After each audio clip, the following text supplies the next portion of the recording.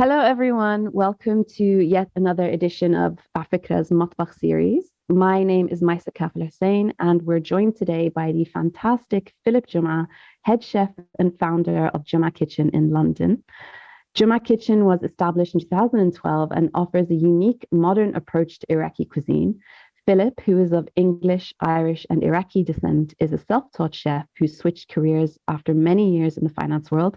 And over the last 10 years, has seen Juma Kitchen go from small supper clubs to a staple of London's food scene, with newspaper columns, TV appearances, and awards, all on top of a prime spot in every foodie's dream location, Borough Market. So, welcome, Phil. Thank you so much for being here today. Thanks, Maisa. Lovely little intro. Yeah, thank you. So, so just a disclaimer to our listeners and our viewers, Philip and I go way back. So when I was a fresh graduate working for a small Iraqi charity in London as a fundraiser, I got in touch with Phil over social media to collaborate. And we launched a really successful fundraising campaign together for Ramadan, organized charity supper clubs together, and so much more. And we've stayed great friends since.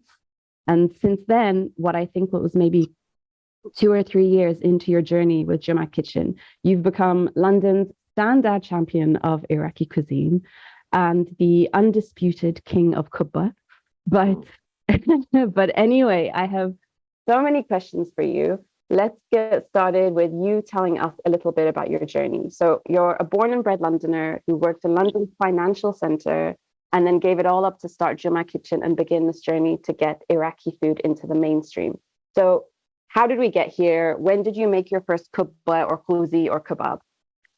Okay, so it like the business, the idea started in 2012, but the first ever like supper club, the debut of Juma to the world was November 2013. And as you said, I was in the finance world for a number of years, and that wasn't really serving me for many different reasons. And food was a really like beautiful distraction. But I was just like, I enjoyed eating food, and I was like, doing the odd thing at home, but not, chef wise, it was never like a vocation. And I kind of wanted to, I guess, kind of like look at other areas that made me happy in life, because finance certainly wasn't doing that. And obviously food kept coming up, and I decided to get some work experience in some kitchens.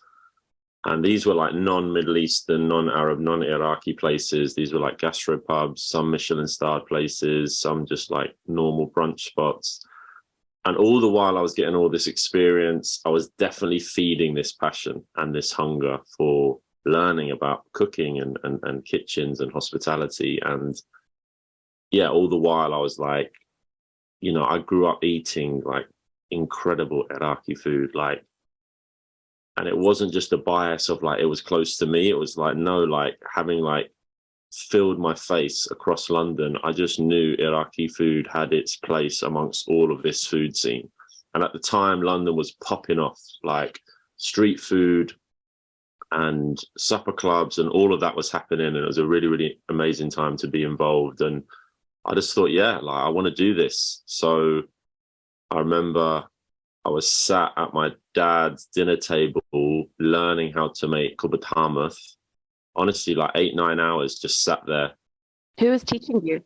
That was my dad's wife. So mum and dad are divorced, and my dad remarried, and Grace, bless her heart, she was just there with me, just patiently kind of like, yeah, just going through the motions with me. And while my dad is shouting at me like, what are you doing? Like, what do these people know about our food? Why are you bothering?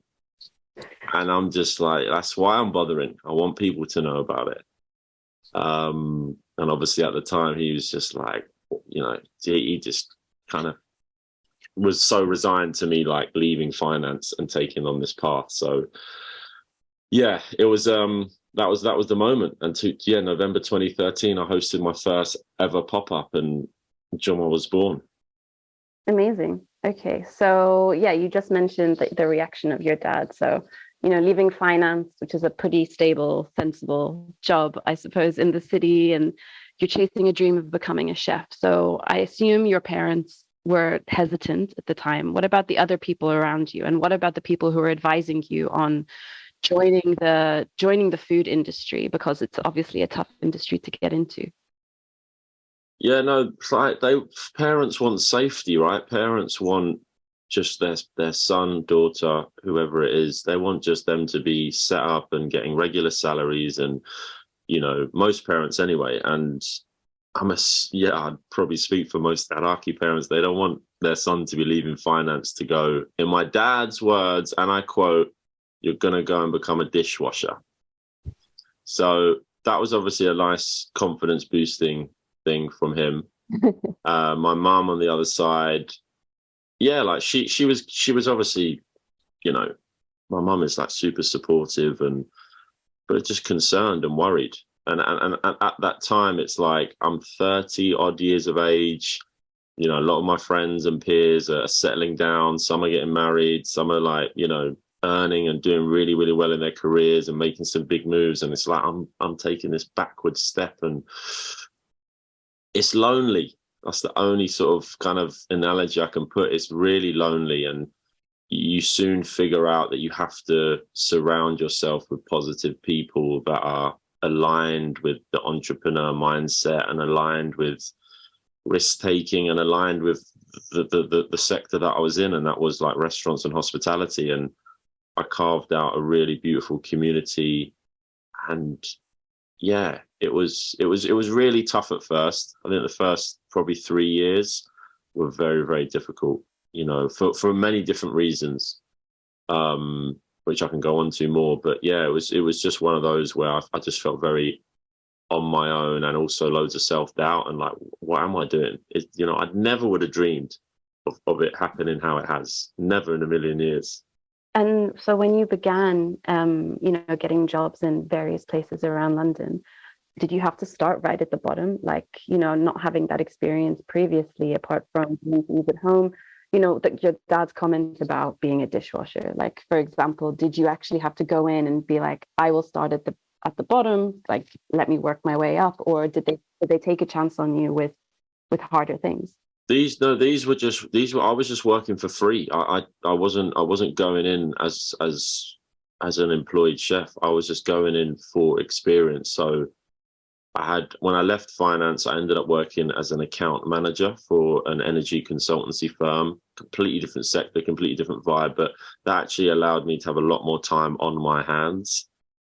And then I just used my holiday and my weekends to work in kitchens. And yeah, like I was like just so hungry and so willing and eager to learn. I would have done, and I did do everything from dishwashing to anything they asked me to, really. But it wasn't like a proper chef's role, because I didn't have the talent for them to give me those responsibilities. Mm-hmm.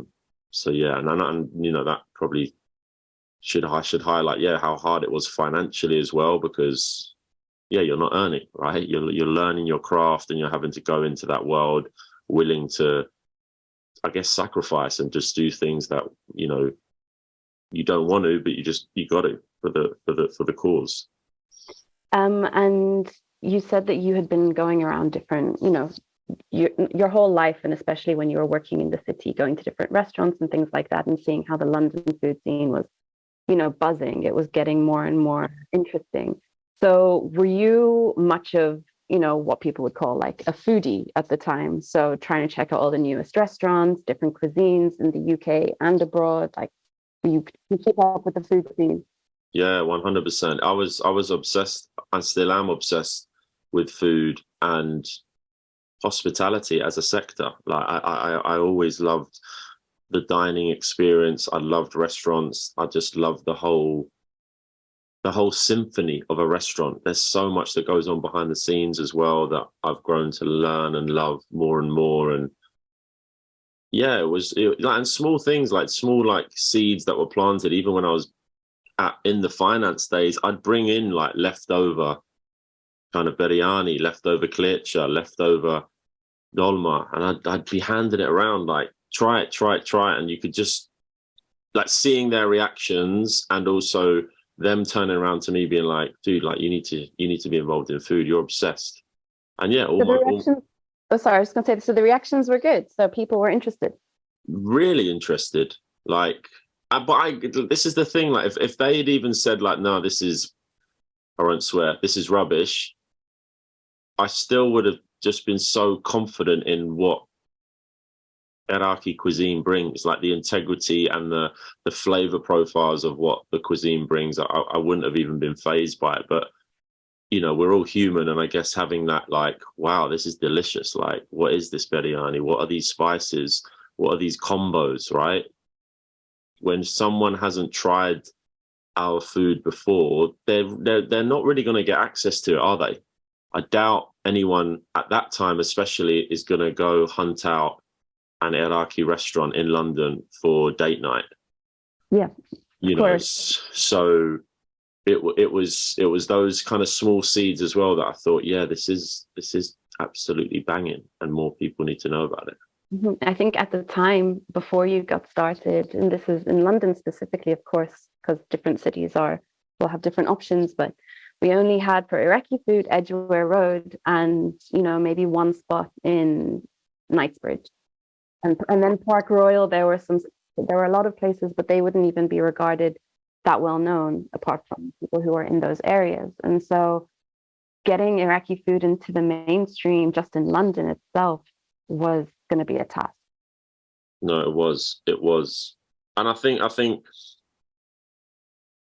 at that time, like, London was obviously very welcoming and open to all cuisines, but it was like almost like I was taking myself on in that journey of being self-taught, still kind of exploring my identity around my Iraqiness, still kind of like insecure around, am I Iraqi enough? Should I be doing this? Is, like, there was so many things going on in my space, and it wasn't just show up and cook. It was like I was on my journey too, and even like connects like you and meeting people. I wasn't really involved in the Iraqi community, like, so yeah, it's been an unbelievable journey, like, for me as well as the food. So yeah, it was a tough call, and I think at the beginning I was very much like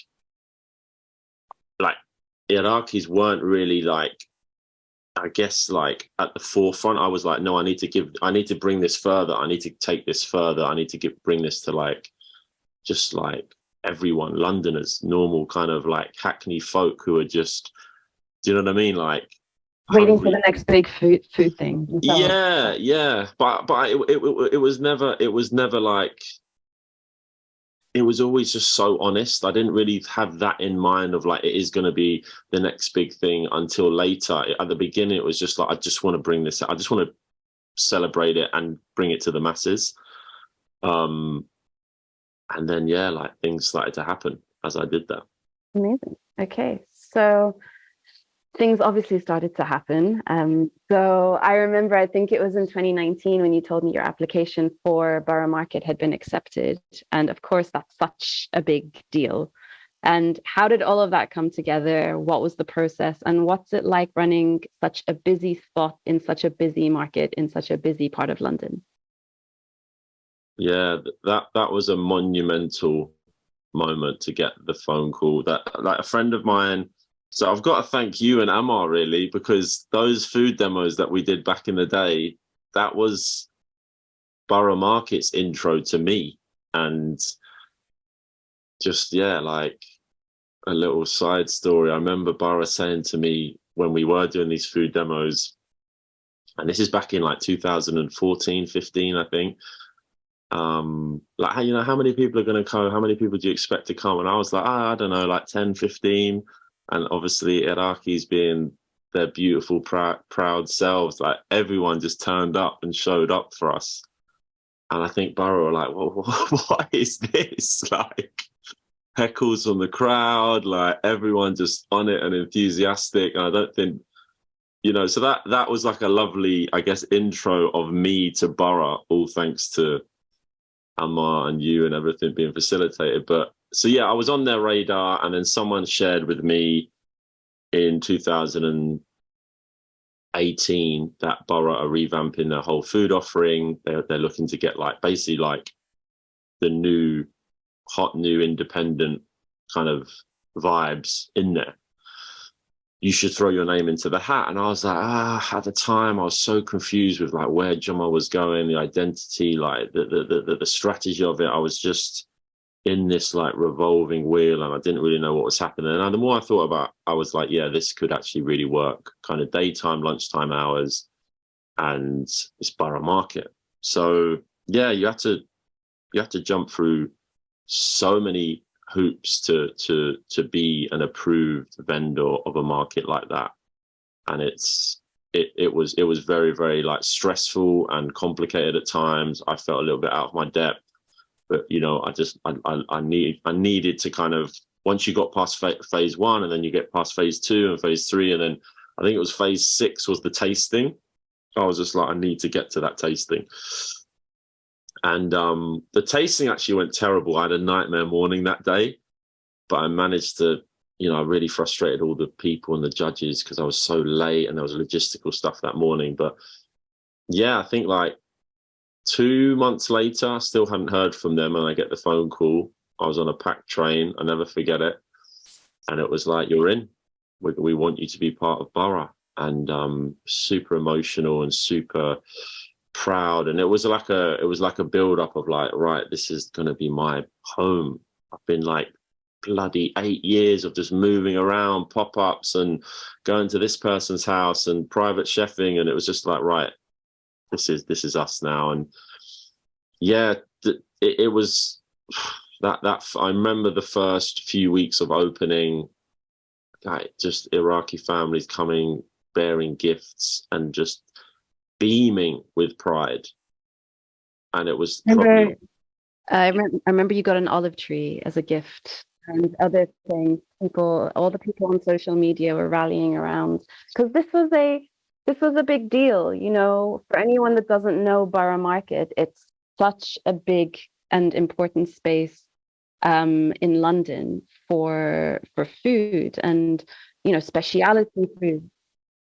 Yes, and for tourism, exactly. And a lot of amazing chefs get there, like they get started in this space. They have to try and experiment with their food in this kind of space. So getting Iraqi food into here when Arab food in general doesn't really have much of a space in that market in general, it's a very big deal. So I think probably the Iraqi community saw this, and especially saw this all over social media, and thought, this is an amazing achievement.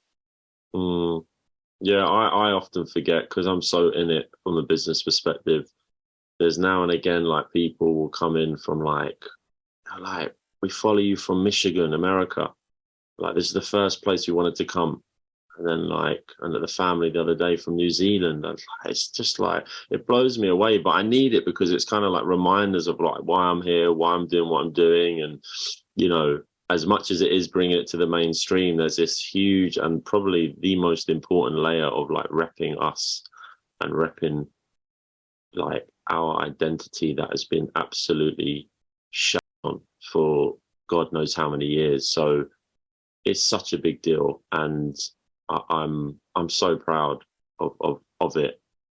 It's really hard. I'm not going to lie. It's like we're open 7 days a week, and we're specializing in Kubba, and that is probably the most labor intensive. It's got so much integrity to these little deep fried morsels, and they're delicious, but they're a nightmare to make. And obviously you need specialized staff, and it isn't really something you can teach. So there's a lot of logistical stuff behind the scenes that are very tough at times. And I really I love and acknowledge and would not be here without my team behind me. And they are just incredible.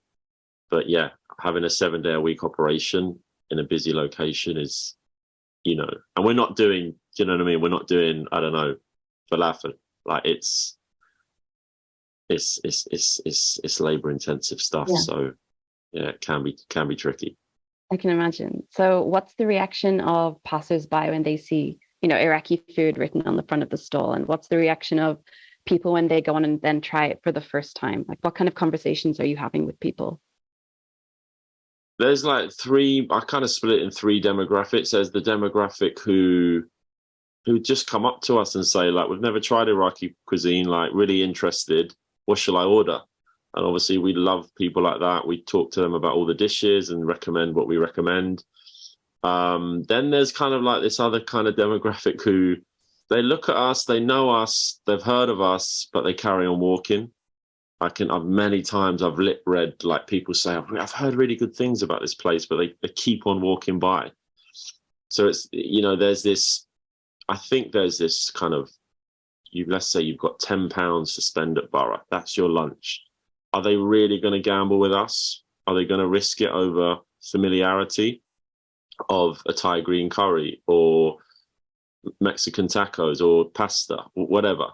So that's a real tricky one, but that's something I'm really this year going to try and conquer and take on, to really like have people stop and be like, you know what, I am going to give this a go.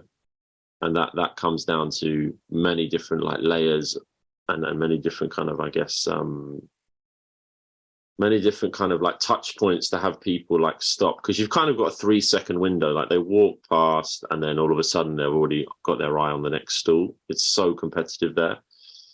And then you've got your demographic who, yeah, they're regulars, and they're our family. Like our customers mean so much to us, and we absolutely love them. And yeah, like we love seeing like regular faces, and that takes time to build. But yeah, like we've actually got a really, really like lovely community down there who make it what it is. Amazing. So one question that I really want to ask, and I'm really interested in, is why don't you think Iraqi food has gotten the attention it deserves until now? And why do you think it's been so tough to mainstream it? I think it's often regarded as being a bit traditional or random as a world cuisine. And you could argue media maybe plays a role in painting a country in such a kind of bad and backwards light, that seeking out the food from that place isn't exactly tempting or sexy to your average consumer. But like, we have the example of somewhere like Lebanon, for example, which despite a 20-year civil war, all sorts of issues, it has a huge monopoly on the Arab food scene all over the world. So is it marketing? Why the hesitation when it comes to Iraqi food, despite it being so amazing for flavor and range of dishes and so on? Yeah. What comes up for me when, I don't know the answer to that, but what I can share is when I first started out, I remember there was a lot of Iraqi-owned businesses in food that were doing Middle Eastern. And when I started with the branding of Juma and all of that, like so many people like, don't put Iraqi cuisine, just put Middle Eastern or just put Levant or, and I was like, no, like that's not happening. Like, and I think when I have gone back and kind of at the time, I had a few conversations with some people around why aren't like they're saying it's Middle Eastern, but their menu is Iraqi. Yes, they've got the mezza, all the sort of standard Lebanese mezza on there, but they've got authentic Iraqi dishes too. So I think it was about identity, the stigma attached with the word Iraq, with everything that was going on at that time, and also I'm a privileged born and bred Londoner. I haven't gone through the generational thing that they have.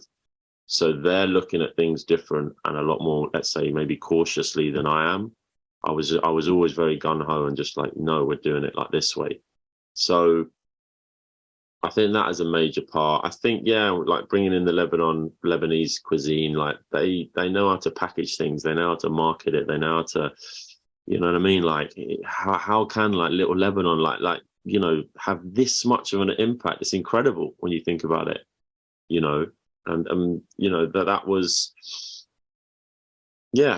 was clearly something that a lot of the other, Middle Eastern Arab countries weren't doing as powerfully and as well.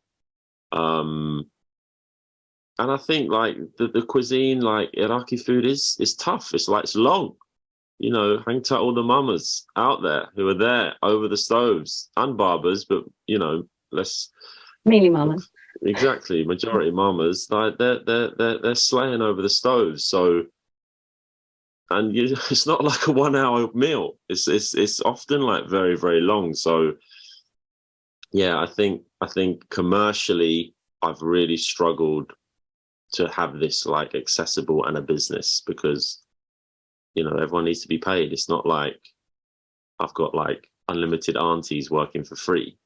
Like no one's here from my side, so it's kind of like it has to be done properly and in a way that labor is basically a cost to the business. There isn't really like, I don't know, at the beginning when I was doing the pop-ups, I wasn't really charging myself, sat there for 9 hours, but that's not commercially viable, right?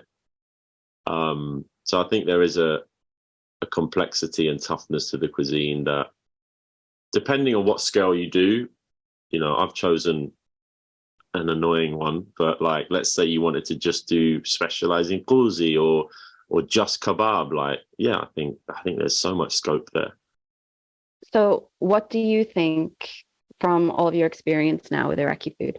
What do you think sets Iraqi food apart from all the other cuisines? And what, apart from just labeling it as Iraqi and hoping people give it a chance, what do you think people will see when they, when they encounter Iraqi food for the first time that makes it look different or taste different or appeals to them, compared to every other place, around them? Mm-mm-mm. I think it's the spices. I think all the spicing is familiar to everyone. You know, I often, when people say like, "What is Iraqi cuisine like? How do you describe it?" and I say it is like your Middle Eastern cuisine that you all know and love, but like with an Indian spice influence. And that is not the Indian combos. It's Indian spices that, you know, from the spice trail way back, you know, your cloves, your rose, your black pepper, cardamom, cinnamon, nutmeg, all of these are just, they're all part of our cuisine. It's just how they're comboed and how they're, let's say the marination or the way in which they're used is not familiar. So when people are biting into the maskouf, as you put there, or the tepsi, there's familiarity. It's not so far removed, but the combo is like different. And I think that's really what sets us apart. You know, obviously Lebanese is like lemony, it's fresh, it's summer, it's, you know, Iraqi food isn't like that. We pack a punch with the spice, and it's more hearty, and it's definitely a little bit more, let's say, heavy as well. So yeah, that's how I'd kind of describe it and what sets it apart. And I guess even small things like amber, like that dip is just, people go crazy for it. You know, like it's the amount of times that like people just, they go off, they eat their kubba at Borough and they come back and they're like, what is that orange sauce? Like, what is that? And it is, right, it's like mustard, fenugreek, you know, vinegar. It's punchy. Yeah, I mean, that's an example of an actual fusion of cultures, like Iraqi and Indian direct from like way back in history. Like there's a direct link there. And so I'm sure a lot of people try that and they think this tastes familiar in some way, but it's entirely new to me also at the same time. And it tastes amazing. Big time, big time. Yeah. And I think that's what it is. And I think I'd like to play on that more. Even like date syrup, right? It's this kind of date syrup, but when you tie that in with, you know, kleche with like date with cardamom, it's not that, you know, it's not that out there, but like actually when you bite into that, you're like, oh my, this is like delicious. So yeah, I think it's just how it's comboed, and those combos people haven't really seen before, but are very familiar to, I'm sure, both of us just growing up. Like it's normal. So you touched on this a little bit before, but I wanted to just ask you about it a little bit more. So a lot of second generation kids, especially from certain regions, kind of struggle to figure out their identity, how to navigate at least two cultures, which is something that you were doing your whole life. So how has food helped you explore your Iraqi culture? Like, it's been monumental in me, you know, really like delving into my identity. And I think I want to touch upon like my upbringing when I was trying to fact find and talk to my dad about the stuff that he was shouting at the TV and getting so worked up about and living through. There wasn't really communication channels between me and my dad. Like, he wasn't out here just explaining Iraq or his Iraq to me. It was just so angry and traumatic and tough for him to even express himself. So I really struggled with that, because then I was kind of like, I wasn't rejecting my Iraqiness. It was just like, well, okay, well, I can't get access to it. I'm kind of like, you know, even now as I'm trying to explain it, it was just confusion. It was just, you know, the war is happening on the TV. I've got a surname like Juma that stands out in school, and I've got quite a nice big nose at the time, still have. But I'm obviously got a white Christian name like Philip, and there's this like melting pot of like, yeah, like it was just like I kind of parked that side of me, I guess, while trying to figure stuff out and trying to revisit it. And I don't speak Arabic, so when I was out with my dad and his OGs, like, it was just, I just sat there. I just sort of this like ping pong. I'm just like watching people's mouth move, but I don't understand what's happening. So that's something I really want to highlight. And then obviously navigating Juma amongst a community of Iraqis that are strong personalities. There's a lot of opinion, very proud, and also kind of like, I kind of didn't know what I was going into in a weird way.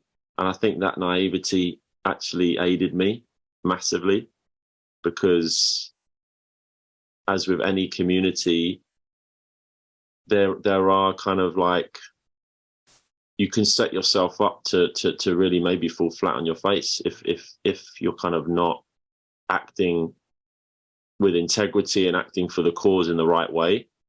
And I think everyone could smell off me and see in me that I was just so committed to just delivering and trying my best to deliver like great Iraqi food. But I kind of wasn't ready for like the melting pot of the community that were coming at me, that especially later on. But with that, it was like, I've just made like just such dear friends, and my education has been through them. And yeah, like just even small things like, I remember one pop-up, there was an Iraqi Christian, Iraqi Muslim, and Iraqi Jewish family all sat next to each other like a triangle. And I remember like we were cleaning out desserts, and it was like, these guys aren't going to leave. They just stayed there chatting. And it was the most beautiful thing. Like we literally had to kick them out, and they didn't want to leave each other. So that, again, like those sort of scenes that were there, like that really, I was so lucky to witness that, and to almost facilitate that as well, and to be the vehicle that carries that kind of thing. And there's so many like very, very moving and quite unique stories that were pivotal in shaping my identity and having me just lean further into my Iraqiness and not be so concerned about what people think or like my insecurities around that. I'm very kind of flat and easy now, and I think my recent trip to Iraq like really like cemented quite a lot for me. Yeah, which I'm going to ask you about as well in just a second. Yeah, I won't go too deep there. But it really, yeah, I'm very just clear and flat around it now. And definitely for the last 9 years, navigating around my identity for such a giant of a country, like it is just so rich and incredible and complex and just so multi-layered. And I'm still learning. I'm like, haven't even touched the sides yet. So yeah, I think that answers like food has been integral in that. Definitely. So something that was really big on social media, obviously you started the stall in Borough Market just before COVID hit, which was a really tough time to be starting a food business of all things. But obviously you persevered, and then you provided food to hospitals during the COVID-19 pandemic, which is obviously a really lovely thing to do. So we'll just look at this very quickly, but how was it doing an operation of that scale? What were the reactions of the doctors, nurses, other hospital staff to Iraqi food being in their canteen? I've got free healthcare now for the rest of my life. Like the amount of Iraqi doctors that I met, oh, it was funny. No, it was cool. It was cool, and it was something at the time where I needed to do something and keep busy, and I think just seeing how the country was, and yeah, it was a really tough time. And it was quite nice just how the momentum naturally built and how it became just that Friday thing where I just wanted to do an Iraqi dish and feed it. But it was long and it was tough, and I couldn't get help because we couldn't, like, it was COVID. Yeah.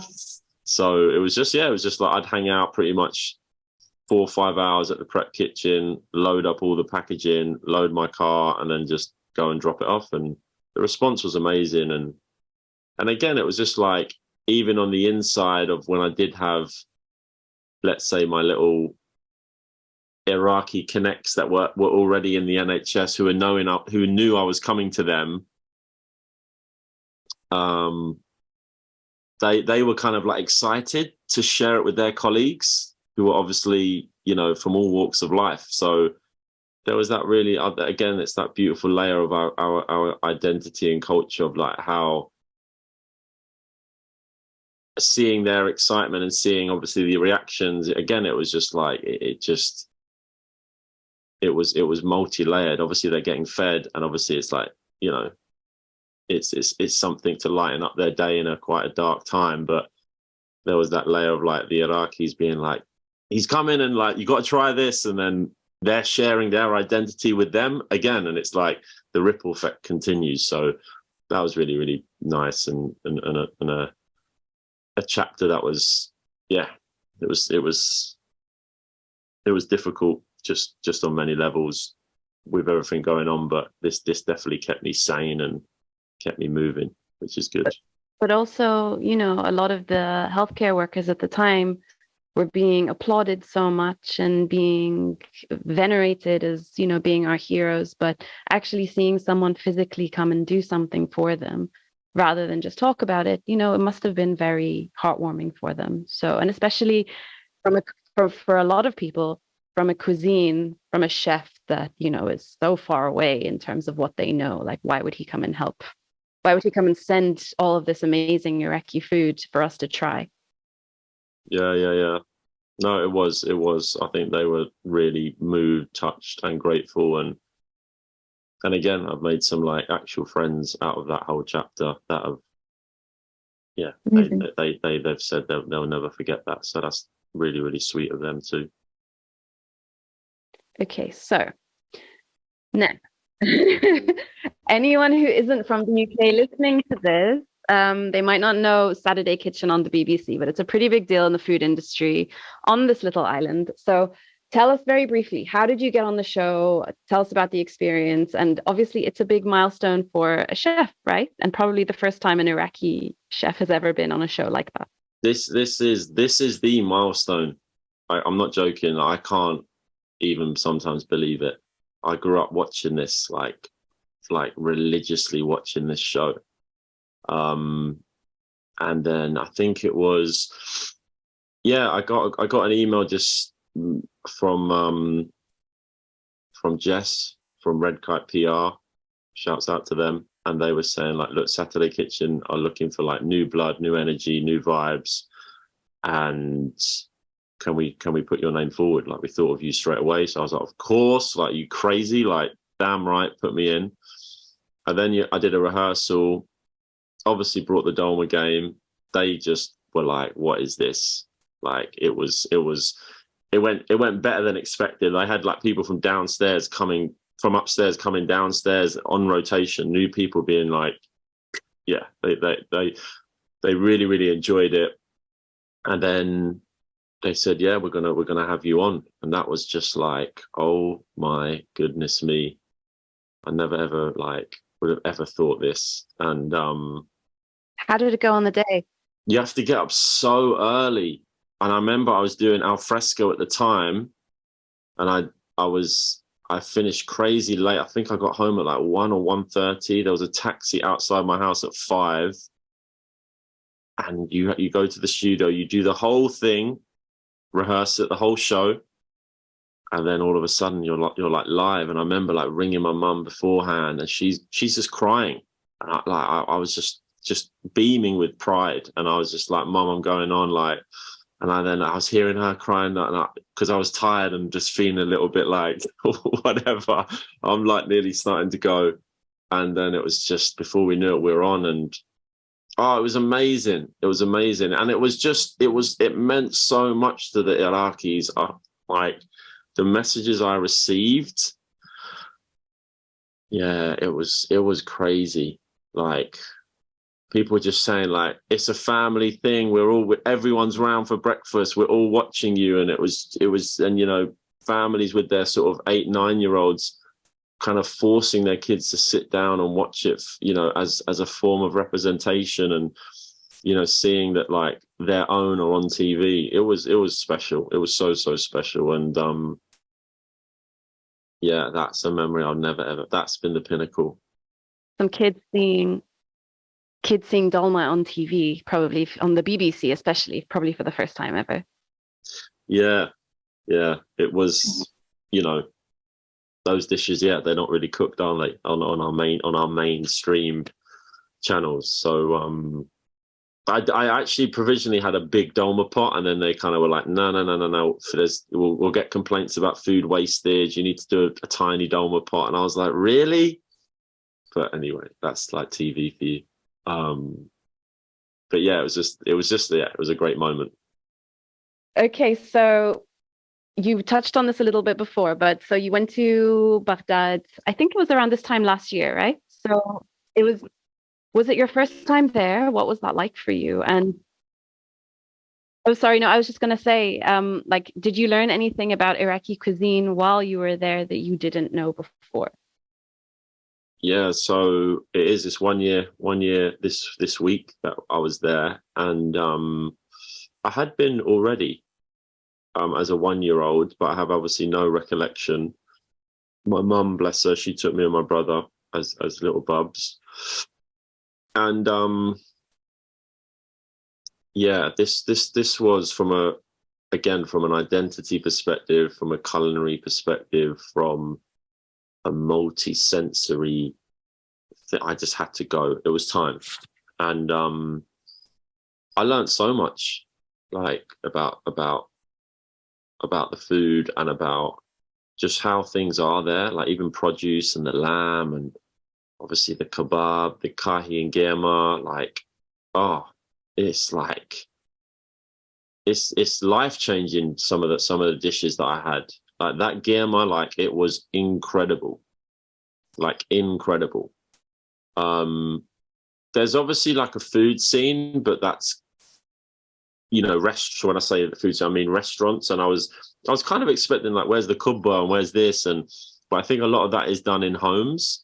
You know, you go there with all these expectations and all these assumptions and all these whatever past-based listenings that you have of it. But I just sort of, yeah, I just dropped all that within quite early on, and it just let it flow and let it be, because there was such a build up to this trip, like immense, like emotional build up of like, finally I'm going. And it was at my dad's disapproval. My dad like disowned me for that whole time I was there, just didn't even speak to me, messaging him like, where are we growing up, where's our family at home, this is the church. Like, is this the church? You know, we're Iraqi Christians. So I was trying to find out about so much stuff, and he wasn't messaging me back. He was scared. He was scared for you. He you know, this is obviously, it's his trauma and his past and his opinions of like this, like his country's finished, bless him. Yeah, that's how he feels. Like, and he says it a little bit more colourful than that, but I'll give you the PG version. But you know, and he just feels that's it. And he says like it can turn on a six. He says it can turn on a sixpence at any point. There was a real concern there. But yeah, I just had to do this, and I'm so glad I did. And the bread, sorry, the bread. Oh, sorry, of course. No, the bread. I have to mention the bread. The bread out there was just magic as well.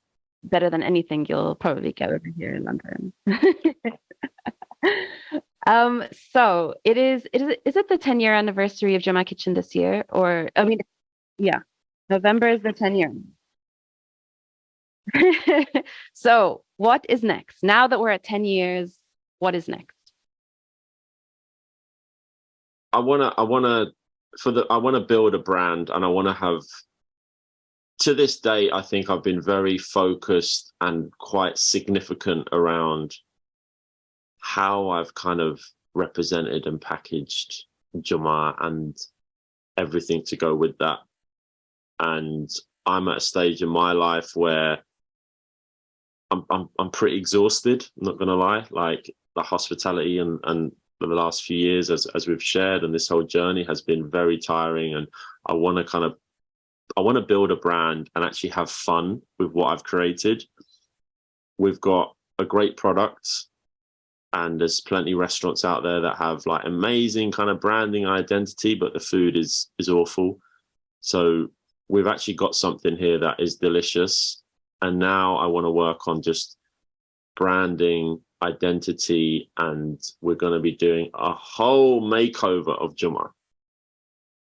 Hopefully, with the acceptance of everyone, they'll like it. But we're really going to try and push further now in making this a global brand, and again target more communities that don't know our food, because I think there's a huge potential here in London as taking it even further. And Dolma Sundays is a perfect example of that, like just how we can have fun with it and actually like really create authentic and unique experiences that are so close to home. And that's what I want to do, like embed traditions within a kind of commercial space. Easier said than done, but that's what I'm trying to do. Amazing. Okay, so I think Usman has a question. Usman, would you like to unmute yourself? So thank you very much, Philip, for talking to us today, and thank you to Mesa for putting this on and being here. My question, though, relates to sort of decisions. I mean, you've alluded to it already, but what kind of decisions you make as a restaurant and as a business when it comes to what kind of food you offer and what ones you do not offer? And I'm sort of also wondering about, does the time that it takes to make a dish impact your decision? Because I know that in many parts of the world, especially, you know, a lot of restaurants won't offer, you know, local food because it just takes too long to make. I know among Iranians, for example, a lot of Iranian dishes aren't available in Iranian restaurants in Iran or in abroad, because in some cases the dishes take, you know, a day to make. So I'm wondering how you make those kinds of decisions. Yeah, thank you, Usman. But Borough Market logistically is very, very difficult. Like, we've got the tiniest, like we've got the smallest space out of all the permanent units there, and just even things that the customer might take for granted, like fridge space. Sometimes we don't have fridge space to put extra things in. So if we were to put a new dish on, logistically, we're having to think about, when's that going to be prepped? How's it going to be prepped? We can't obviously prep it during service. Where's it going to be stored? And obviously the whole kind of marketing and promotion of it. There's also the consideration of just, there's so many dishes that I'd love to kind of bring to the table, but like Kubba morsel, for example, but I'm in a very, very like specific demographic of like, you know, let's say 10% of our customers are Iraqis, like the other 90% aren't. So I've got to be really strategic in how I can first of all package it and explain it to people, and not take, let's say, a photo of like a brown flying saucer of Kubba morsel that doesn't look the most appetizing, but is absolutely delicious. So there's this huge kind of like, let's say, melting pot of things that I consider. And also costs, like labor costs, like Dolma on Sunday, that's a loss leader. We actually, for my calculations, we don't actually, I think we lose like a little bit of money on that, but it's not about that. It's actually about bringing people and promoting and doing something that is simple, like one pot, one flip, 1 p.m, yalla, whoever's there is there. And if not, you know, it's all good. So, and we could have more fun with that. Like we could, Maskoof Mondays, Timman Bagilla Tuesdays, Fasulia Fridays, we could go on, right? But again, like just the space and logistics of Borough, often it's not as easy as that. Thank you, Usman, for your question. Okay, Phil, I'm going to do some very quick fire questions for you. So there's just 4 of them, so we'll get through them pretty quickly. What are you reading or watching right now? Podcast of a CEO, loving his stuff. Stephen Bartlett, I think it is. Yeah, brilliant. Okay, so who would you love to shadow for a day, past or present? Sir Alex Ferguson. Interesting choice. Not quite related to the industry you're in. So is it for his managerial skills? Just how can he win like that? He's just absolute legend. Like just consistent performer. He seems like not the most friendly person though. So that's why I'd like to like learn. Usman was shadowing too, apparently. Those type of characters, I'm all for it. Amazing. Okay. So what is your guilty pleasure midnight food choice? Dark chocolate. Okay. All right. That's pretty healthy. I'm dairy and egg free, so I can't really go too like exciting. All right. And what dish is it that reminds you most of home? Dolma or Dad's biryani. Those two are just like home for me. Nice. Okay. So thank you everyone for joining us today. Please make sure you follow Phil online on Instagram at Juma Kitchen, on Twitter as well. And thank you so much, Phil, for being here today. It's been such a pleasure talking to you and finding out so much more about your journey. And if anyone has any feedback about this conversation today, please let us know. Go to afikra.com/was-this-good and make sure that you also stay in touch, follow Afikra online, join the community forum, and get in touch if you want to get involved. So thank you. Thanks, Maisa. Thank you, Usman, and thank you, Afikra, for all the love and just facilitating this. Appreciate it. Thank you so much, Phil. Thank you for sharing your Saturday morning with us. Bless you.